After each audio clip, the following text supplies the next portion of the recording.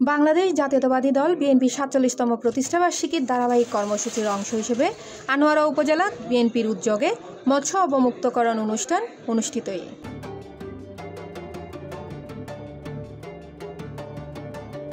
সেপ্টেম্বরের ৭ তারিখ রবিবার বিকেলে উপজেলার ইসামতি হালত বিভিন্ন মাছের পোনা অবমুক্ত করা হয়।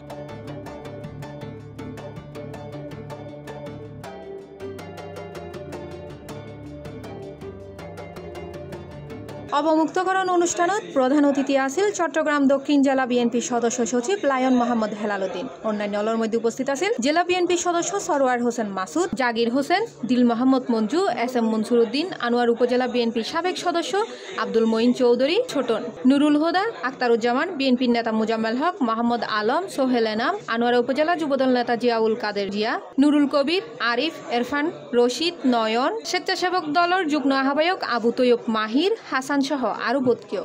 ইনশাআল্লাহ ভবিষ্যতে যদি বাংলাদেশের মানুষ বিএনপিরে তারেক রহমানের যদি দেশের সেবা গরিবের যদি সুযোগ দেয়, তাহলে আমরা এই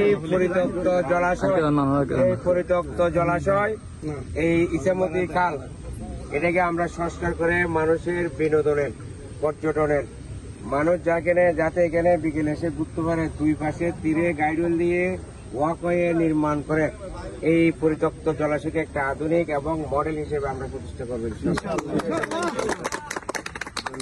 C+ টিভি, চট্টগ্রাম।